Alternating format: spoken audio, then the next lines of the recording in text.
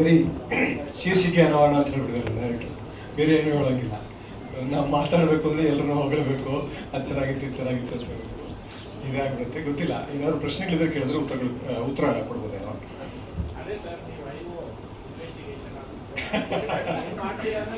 ಇಲ್ಲ, ಅವ್ರು ಹೇಳಿದ್ರಲ್ಲ ಅಲ್ಲ ಅದು ಅಂತ ಅಂದ್ಬಿಟ್ಟು. ಅದು ಮಜಾ ಅಂದರೆ ನನಗೆ ಈ ಸಿನಿಮಾ ಒಳಗಡೆ ಬರೋದಕ್ಕೆ ಮುಖ್ಯ ಕಾರಣ ರಾಮ್ ಪ್ರಸಾದ್ ಯಾಕೆ ಅಂತಂದರೆ ರಾಮ್ ಪ್ರಸಾದ್ ಅವರ ಸಿನಿಮಾ ಬಗ್ಗೆ ಇರೋ ಪ್ಯಾಷನ್, ಅವರ ಸಿನಿಮಾ ಪ್ರೀತಿ ನನಗೆ ತುಂಬ ಇಷ್ಟ ಆಯಿತು. ಅದಕ್ಕೋಸ್ಕರ ಈ ಸಿನಿಮಾ ಮಾಡ್ತೀನಿ ಅಂತ ಅಂದ್ಕೊಂಡೆ. ಫಸ್ಟ್ ಅವ್ರ ಕಥೆ ಹೇಳ್ಬೇಕಾದ್ರೆ ಅದರಲ್ಲೂ ಅಷ್ಟೇ ಹಿಂಗೆ ಇಷ್ಟಿಷ್ಟೇ ರಿವೀಲ್ ಮಾಡೋರು ಅವರು. ಕಥೆ ಎಲ್ಲ ಅಲ್ಲಲ್ಲಿ ಹೇಳ್ಬಿಟ್ಟು ಯಾವ ಪಾತ್ರ ಅಂತಲೂ ಹೇಳಲಿಲ್ಲ. ಸರಿ ಸಿನಿಮಾ ನೀವು ಮಾಡಬೇಕು. ನನಗೆ ಪೊಲೀಸಲ್ಲಿ ಬಂದರೆ ನನಗೆ ಭಯ ಶುರು ಅಂತ ಆಗಲೇ, ಪೊಲೀಸರು ಮಾಡೋಕೆ ಕರ್ಕೊಂಡ್ಬರ್ತಾರೆ ಮತ್ತೆ ಅಂತ. ನಾನು ಪೊಲೀಸಲ್ಲಿ ಮಾಡಲ್ಲ ಅದು. ಇಲ್ಲಲ್ಲ ಸರ್, ಇನ್ನೊಂದರಲ್ಲಿ ಮಾಡಬೇಕು. ಸರಿ ಓಕೆ, ಕ್ಲೈಮ್ಯಾಕ್ಸ್ ಏನು ಹೇಳಿ? ಕ್ಲೈಮ್ಯಾಕ್ಸ್ ಹೇಳೋಕೆ ರೆಡಿ ಇಲ್ಲ. ಸುಮಾರು ಸತಾಯಿಸಿದ್ರು, ನಾನು ಸತಾಯಿಸಿದೆ. ಇಲ್ಲ ನಾನು ಡೇಟ್ ಕೊಡಲ್ಲ, ನೀವು ಒಪ್ಕೊಂಡ್ರೆ ನಾನು ಕ್ಲೈಮ್ಯಾಕ್ಸ್ ಹೇಳ್ತೀನಿ ಅಂತ. ಒಪ್ಕೊಂಡ್ಬಿಟ್ಟು ಮೇಲೆ ಕ್ಲೈಮ್ಯಾಕ್ಸ್ ಇಷ್ಟ ಆಗದಿದ್ರೆ ಹೆಂಗೆ ಅಂತ. ಸರಿ ಆಮೇಲೆ ಏನೋ ಹೇಳಿ ತಪ್ಪಿಸ್ಕೊಳ್ಳೋಣ, ಪರವಾಗಿಲ್ಲ ಇವ್ರು ಹೇಳಿ ಕ್ಲೈಮ್ಯಾಕ್ಸ್ ಇಷ್ಟ ಆದ್ರೂ ಮಾಡಿದ್ದೆ ನೆಪ ಹೇಳಿ ತಪ್ಪಿಸ್ಕೊಳ್ಳೋಣ ಅಂತ.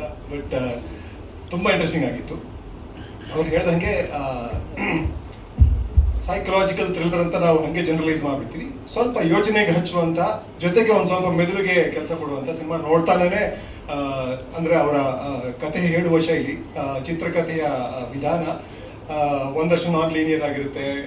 ಜೊತೆಗೆ ಸುಮಾರು ಇವರು ಹೇಳೋದಲ್ಲ, ಅಷ್ಟು ಜನ ಆ್ಯಕ್ಟರ್ಗಳು ಬಂದಾಗ, ಅಷ್ಟು ಪಾತ್ರಗಳು, ಎಲ್ಲವೂ ಮುಖ್ಯ ಪಾತ್ರಗಳು ಬಂದಾಗ ಕಥೆಗಳು, ಬೇಕಾದಷ್ಟು ಕಥೆಗಳು ಒಂದಕ್ಕೊಂದು ಹೆಣಕೊಂಡು ಹೋಗಿವೆ. ಇವೆಲ್ಲವೂ ತುಂಬ ಇಂಟ್ರೆಸ್ಟಿಂಗ್ ಆಗಿತ್ತು ನನಗೆ.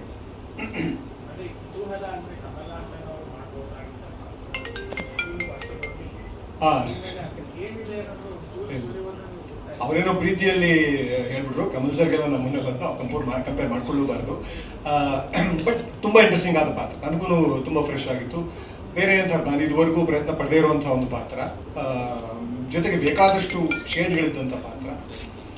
ಜೊತೆಗೆ ಅವ್ರು ಹೇಳ್ದಂಗೆ ಇವತ್ತಿನ ಟಾಕ್ಸಿಸಿಟಿ ಇಷ್ಟೊಂದು ಹೆಚ್ಚಾಗಿರುವಂಥ ಸಂದರ್ಭದಲ್ಲಿ ಅದನ್ನು ಡಿಟಾಕ್ಸ್ ಮಾಡೋಕ್ಕೆ ಸಿನಿಮಾ ಒಂದು ಕಲೆಯ ಮಾಧ್ಯಮದಿಂದ ಖಂಡಿತ ಸಾಧ್ಯ ಅಂತ ನನ್ನ ನಂಬಿಕೆ. ಸೊ ಹೋಪ್ಫುಲಿ ನಮ್ಮ ಸಿನಿಮಾ ಅದು ಮಾಡುತ್ತೆ ಅನಿಸುತ್ತೆ. ಜನ ಅದನ್ನು ನಿರ್ಧರಿಸಬೇಕು. ಪ್ರಯತ್ನ ಅಂತೂ ಆಗಿದೆ, ತುಂಬ ಪ್ರಾಮಾಣಿಕ ಪ್ರಯತ್ನ ಆಗಿದೆ. ಇಷ್ಟೊಂದು ಜನ ಒಟ್ಟಿಗೆ ಸೇರಿದ್ದಾರೆ, ಎಷ್ಟೊಂದು ಜನ ಟೆಕ್ನಿಷಿಯನ್ಸ್ ಎಲ್ಲರೂ ಈ ಸಿನಿಮಾದ ತುಂಬ ಪ್ರಮುಖ ಪಾತ್ರ ವಹಿಸಿರುವಂಥವ್ರೇನೆ. ಯಾಕಂದರೆ ಅವರೆಲ್ಲರಿಂದನೂ ಈ ಸಿನಿಮಾ ಒಂದೊಂದು ಹಂತ ಮೇಲಕ್ಕೆ ಹೋಗ್ತಾ ಹೋಗಿದೆ. ಸೊ ಎಲ್ರಿಗೂ ಧನ್ಯವಾದ. ಇನ್ನೇನು ರಿವ್ಯೂ ಮಾಡೋದಿದೆಯಾ? ಹಾಂ, ಅದೇ ಪೊಲೀಸ್ ಮತ್ತೊಂದು ಭಯ ಆಗುತ್ತೆ. ಬಟ್ ಚೆನ್ನಾಗಿದೆ, ಗಣಿತ ಅದು ಮಾಡ್ಕೊಡ್ತೀನಿ, ಮಾಡಬಾರ್ದು ಅಂತ ಇಲ್ಲ, ಅದೇ ಮಾಡ್ತೀನಿ. ಏನಂತೀರಿ ನೀವು ಪಾತ್ರ?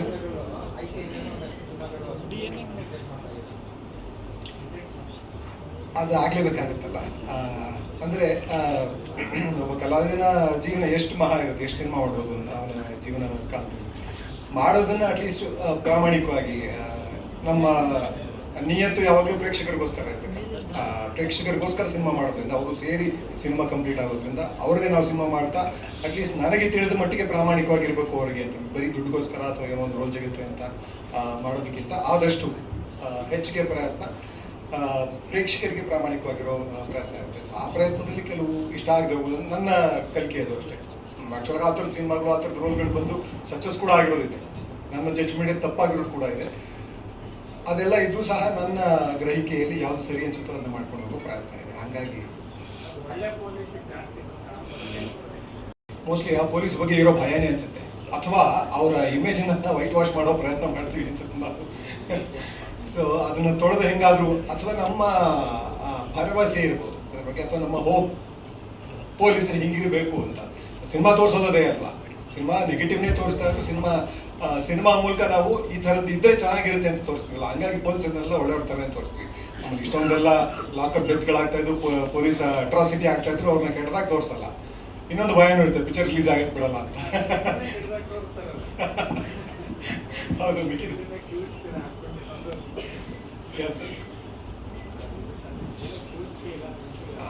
ಅದು ಕೆಟ್ಟದಾಗೇನಿಲ್ಲ, ಕಾಮಿಡಿ ಅದು. ಬಟ್ ಚೆನ್ನಾಗಿ ವರ್ಕ್ ಆಗಿದೆ. ನಾನು ಇವತ್ತಿನ ತನಕ ಎಷ್ಟೊತ್ತು ನಾನು ನಂಬಿ ಒಳ್ಳೆ ಸಿನಿಮಾ ಅಂತ ನಂಬ್ಕೊಂಡು ಮಾಡಿರೋದ್ನೆಲ್ಲ ಯಾರು ಜ್ಞಾಪಿಸ್ಕೊಳ್ಳಲ್ಲ. ಸರ್ ನೀವು ಆ ಸಿನಿಮಾಲಿ ಟೀಗೆ ಮುದ್ದೆ ಕಲ್ಸ್ಕೊಂಡು ತಿಂತಾರಲ್ಲ, ಸಕ್ಕತ್ತಾಗಿತ್ತು ಅಂತ ಹೇಳ್ತಾರೆ. ಏನು ಮಾಡೋಕ್ಕಲ್ಲ, ಕಾಮಿಡಿ ಒಂಥರ ಹಾಡುಗಳ ಥರ, ಮ್ಯೂಸಿಕ್ ಥರ ಸುಮಾರು ಕಾಲ ಬದುಕಿದೆ. ಸರ್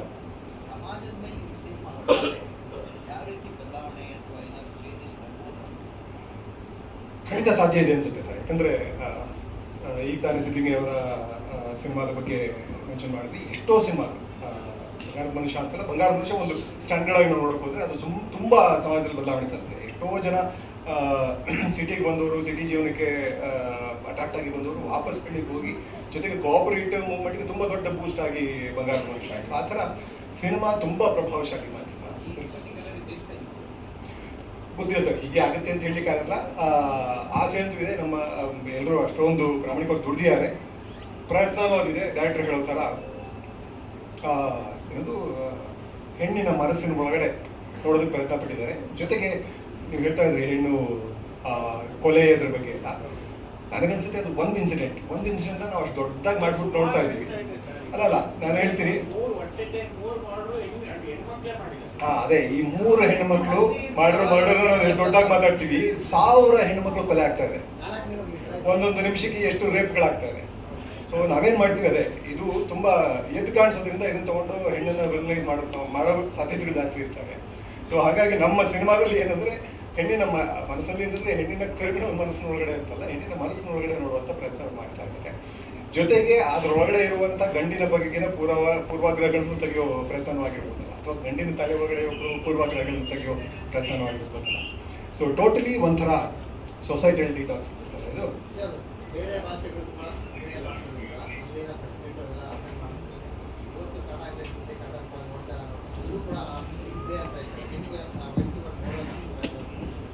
ಗೊತ್ತಿಲ್ಲ, ಸಿನಿಮಾ ನೋಡ್ತಾ ಇಲ್ಲ ಅಂತ ಅನ್ನೋದಕ್ಕೆ ಬೇಕಾದಷ್ಟು ಕಾರಣಗಳಿರ್ಲಿಕ್ಕೆ ಸಾಧ್ಯ ಇಲ್ಲ.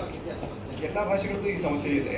ಜೊತೆಗೆ ಅವರವರು ಕಂಡಂಥ ಅವರವ್ರಿಗೆ ತೋರಿಸಿದಂಥ ಪರಿಹಾರಗಳನ್ನು ಕಂಡುಕೊಂಡಿದ್ದಾರೆ.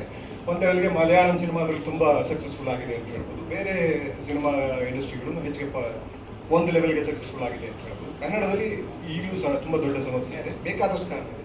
ಆ ಕಾರಣ ಎಷ್ಟು ಉದ್ದಕ್ಕೆ ಮಾತಾಡ್ತಾ ಹೋಗ್ತೀವಿ. ಒಂದರಿಂದ ಬಂಡವಾಳದಿಂದ ಹಿಡಿದು ಬಂಡವಾಳ ಹಾಕೋರಿಂದ ಹಿಡಿದು ಸಿನಿಮಾ ಮಾಡೋರಿಂದ ಹಿಡಿದು ಆಡಿಯನ್ಸ್ ತನಕ ಬೇಕಾದಷ್ಟು ಬದಲಾವಣೆಗಳು, ಬೇಕಾದಷ್ಟು ಅದರ ಬಗ್ಗೆ ಚಿಂತನೆ ಆಗಬೇಕಾಗಿದೆ ಅಂತ ನನಗನ್ಸುತ್ತೆ. ಹೀಗೆ ಅಂತ ಒಂದೇ ಕಾರಣ ಆಗೋದಿಲ್ಲ, ಅಥವಾ ಒಬ್ಬರನ್ನೇ ಬರೀ ಪ್ರೇಕ್ಷಕರು ಬರ್ತಾ ಇರುವಂಥ ಪ್ರೇಕ್ಷಕರನ್ನ ಮಾತ್ರ ನಾವು ಬ್ಲೇಮ್ ಮಾಡ್ಲಿಕ್ಕೆ ಆಗೋದಿಲ್ಲ. ಪ್ರೇಕ್ಷಕರು ಬರದೇ ಇರೋದಕ್ಕೆ ನಾವು ಕಾರಣ ಆಗಿರ್ತೀವಿ. ಸೊ ನಮ್ಮ ಸಿನಿಮಾಗಳು ಆ ಸ್ಟ್ಯಾಂಡರ್ಡ್ ಅಥವಾ ಅವರ ಆಸಕ್ತಿಯನ್ನು ಕೆರಳಿಸುವ ಮಟ್ಟಕ್ಕೆ ಇಲ್ಲ ಅಂತಂದರೆ ಅದಕ್ಕೆ ಅವರು ಕಾರಣ ಆಗಿರ್ತಾರೆ. ಹೆಚ್ಚು ಕಡಿಮೆ ಸಿನಿಮಾ ಆಡಿಯನ್ಸ್ನ ಪ್ರತಿಫಲಿಸುತ್ತೆ ಅಂತ ಹೇಳ್ತೀವಲ್ಲ, ಕನ್ನಡಿ ಹಿಡಿದ ಹಾಗೆ ಎಲ್ಲ ಮಾಧ್ಯಮಗಳು ಸಹ ಆ ಥರ ಕನ್ನಡಿ ಹಿಡಿದಿದ್ದೀವಿ ಅಂತಂದ್ರೆ ಇದನ್ನು ನೋಡ್ತಾ ಇಲ್ಲ ಅಂದರೆ ಕನ್ನಡಿಯಲ್ಲಿ ಅವ್ರ ಮುಖ ಅವ್ರಿಗೆ ಇಷ್ಟ ಆಗ್ತಾ ಇಲ್ಲ ಅಥವಾ ನಾವು ಸರಿಯಾಗಿ ತೋರಿಸ್ತಾ ಇಲ್ಲ, ಏನೋ ಒಂದಿದೆ. ಸೊ ಬೇಕಾದಷ್ಟಿದೆ ಸಮಸ್ಯೆಗಳು. ಅದ್ರಲ್ಲಿ ನಾವು ಎಲ್ಲರೂ ಸೇರಿಕೊಂಡು, ಇನ್ಕ್ಲೂಡಿಂಗ್ ಪ್ರೇಕ್ಷಕರು, ನಿರ್ಮಾಪಕರು, ನಿರ್ದೇಶಕರು, ಕಲಾವಿದರು ಎಲ್ಲರೂ ಸೇರಿಕೊಂಡು ಇದನ್ನು ಸರಿ ಮಾಡಿಕೊಂಡ್ರೆ ಖಂಡಿತ. ಯಾಕಂದರೆ ಒಂದೊಂದು ಸಿನಿಮಾಗಳು ಓಡ್ತು. ಈಗ ಸೋ ಓಡ್ತು, ಅದು ಓಡ್ತು ಅಂದರೆ ಥಿಯೇಟ್ರಿಗೆ ಜನ ಬರೋದಕ್ಕೆ ರೆಡಿ ಇದ್ದಾರೆ. ಅವ್ರನ್ನ ಕರ್ಕೊಂಬರೋದಕ್ಕೆ ನಮ್ಗೆ ಗೊತ್ತಾಗ್ತಾ ಇಲ್ಲ ಅಷ್ಟು ಸರಿಯಾಗಿ ಕರ್ಕೊಂಬರೋದಕ್ಕೆ. ಅದೊಂದು ಸಕ್ಸಸ್ ಆದರೂ ಅದನ್ನು ರಿಪೀಟ್ ಮಾಡ್ಲಿಕ್ಕೆ ಆಗಿಲ್ಲ. ನಾವು ಸೇಮ್ ಫಾರ್ಮುಲಾ ಟ್ರೈ ಮಾಡ್ತೀವಿ ಹೊರತು ಅದರಲ್ಲಿ ಸರಿಯಾದ ಕಾರಣಗಳನ್ನ ಗುರುತಿಸಿ ಅದನ್ನು ರಿಪೀಟ್ ಮಾಡೋದು ನಮಗೆಲ್ಲ ಆಗ್ತಾ ಇಲ್ಲ ಅನ್ಸುತ್ತೆ. ಅದನ್ನು ಮಾಡಿದ ಪ್ರಯತ್ನ ಅಂತೂ ಇದ್ದೇ ಇದೆ. ಇಷ್ಟೆಲ್ಲ ಸೋಲಿದ್ರೂ ಮಾಡ್ತಾ ಇದ್ದೀವಿ ಅಂತಂದರೆ ತುಂಬ ಒಂಥರ ಮನಸ್ಥೈರ್ಯ ಇರುವಂಥ ಒಂದು ಕಲಾ ಮಾಧ್ಯಮ ಇದು ಅಂತ ಅನ್ಸುತ್ತೆ. ಜೊತೆಗೆ ಅಷ್ಟೊಂದು ಕಮಿಟ್ಮೆಂಟ್ ಇರೋದು, ಅಷ್ಟೊಂದು ಲಾಸ್ ಆಗ್ತಾ ಇದ್ದಾಗ ಆ ಪ್ರೊಡ್ಯೂಸರ್ ದುಡ್ಡು ಹಾಕ್ತಾನೆ ಇದ್ದಾರೆ, ಕಲಾವಿದರು ದುಡ್ಡು ಇಲ್ಲದೇ ಇದ್ರು ಬಂದು ಹಾಕಿ ಮಾಡ್ತಾನೆ ಇದ್ದಾರೆ, ಟೆಕ್ನಿಷಿಯನ್ಸು ಸಕ್ಸಸ್ ಸಿಗದೇ ಇದ್ರು, ದುಡ್ಡು ಸಿಗದೇ ಇದ್ರು ಸಿನಿಮಾಗಳನ್ನ ಮಾಡ್ತಾನೆ ಇದ್ದಾರೆ. ಪ್ರಯತ್ನ ಅಂತೂ ಇದ್ದೇ ಇದೆ. ಎಲ್ಲಿ ಸೋಲ್ತಾ ಇದೀವಿ ಅಂತ ಹುಡ್ಕೋಬೇಕಾಗುತ್ತೆ. Thank you. Thank you. ಪ್ರಶ್ನೆಗೂ ಅಷ್ಟೇ.